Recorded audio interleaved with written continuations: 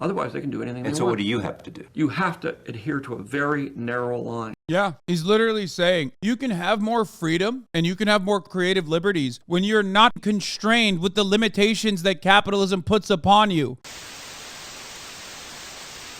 Tetris is a Russian invention, you're Alexei Leonidovich Pajitnov was born on March 14, 1956 in Moscow. His mother was a journalist who reported on cinema, a somewhat controversial art form in the Soviet Union. His father was a philosopher, a writer, and a dissident of the communist regime. When Wait, what? No, it wasn't. What the? Dude, he did what? Okay, I'm sure this is a very good. This is. There's no way this is the what? Okay. Soviet cinema is in a league of its own, and not only that, but the arts in general. This is like a classic Western capitalist take. Okay. America is many things to many people. To a 17-year-old kid, it's the malt shop on the corner. To Grandpa, it's the front porch in the cool of the evening. To Mother and her family, it's church on Sunday morning. And to Dad, it's his favorite relaxation. It's the Cracker Barrel philosophers in Crabtree Corners. And it's the tycoons in Wall Street. It's all races, creeds, and religions. It's freedom to work at the job you like, freedom of speech, and to peaceably assemble. Freedom to own property, security from unlawful search or seizure. Where's your warrant, Flatfoot? The right to a speedy and public trial. Protection against cruel punishments and excessive fines. The right to vote. And to worship God in your own way. It is these freedoms that have made America strong. And now then, because we are introducing this amazing item for the first time in this country, it isn't going to cost you 1 cent. All you have to do is sign this little scrap of paper, and you get your bottle absolutely free. I hereby turn over to ISM Incorporated everything I have, including my freedom and the freedom of my children and my children's children, in return for which said ISM promises to take care of me forever.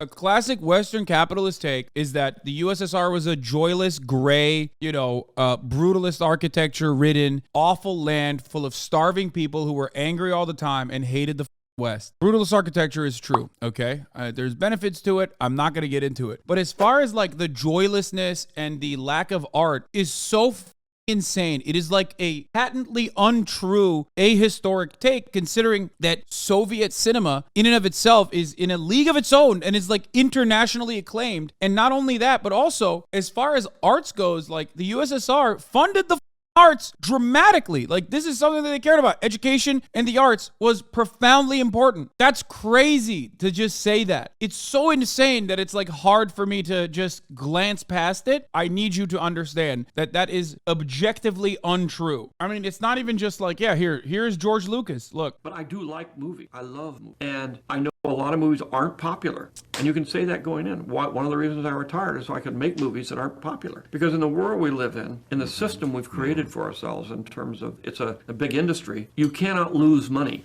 So the point is that you're forced to make a particular kind of movie. And I used to say this all the time when people, back when Russia was the Union of Soviet Socialist Republics. And they'd say, oh, but aren't you so glad that you're in America? I said, well, I know a lot of Russian filmmakers. They have a lot more freedom than I have. All they have to do is be careful about criticizing the government. Otherwise, they can do anything they want. And so what do you have to do? You have to adhere to a very narrow line. Yeah, he's literally saying, he's openly mentioning that you can have more freedom and you can have more creative liberties when you're not constrained with the limitations that capitalism puts upon you. When it's government-funded art, as long as you do not criticize the government or as long as you know how to toe the line, you can get away with making insane shit which is why a lot of USSR art, a lot of Soviet art was considered incredible. Meanwhile, all of our movies criticize the government, including Star Wars 1 through 3. No, you can still criticize, first of all, you can criticize governments as well. But he's still saying that those constraints are worse overall as far as like fielding art. Not all art has to like immediately be like, this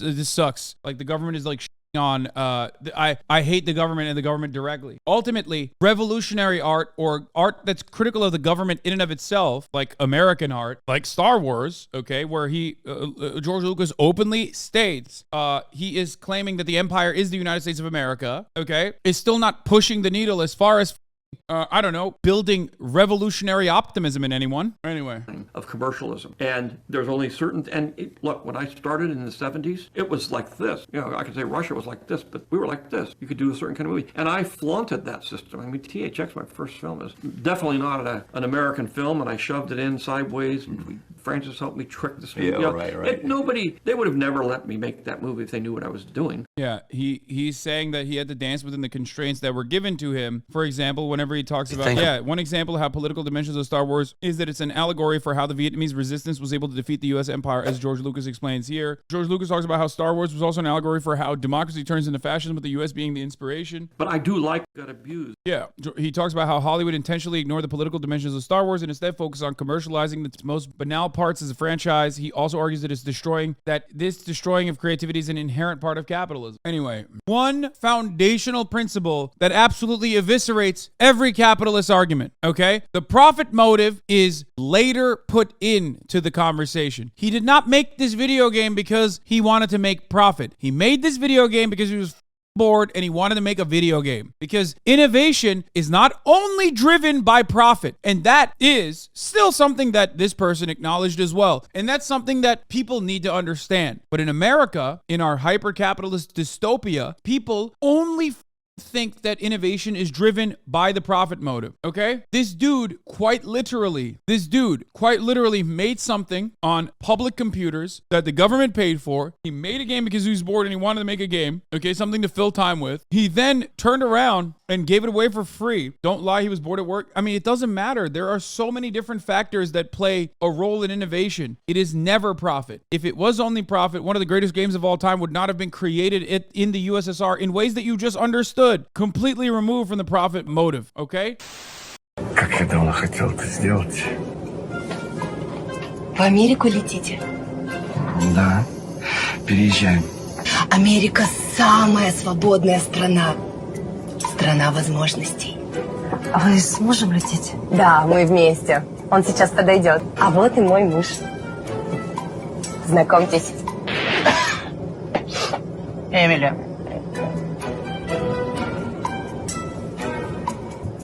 Парень, тут очередь в туалет. What do you want? В очередь, говорю, вставь в туалет. I want to go to the toilet. Простите, мистер, что случилось? Да вот парень без очереди лезет тут. И что? Вы не хотите его пропустить? Я? Конечно, конечно. Его надо пропустить. Мы подождем. Его народ долгие годы терпел притеснение белых. Мы перед всеми афроамериканцами в долгу. Простите нас, сэр. Прошу вас.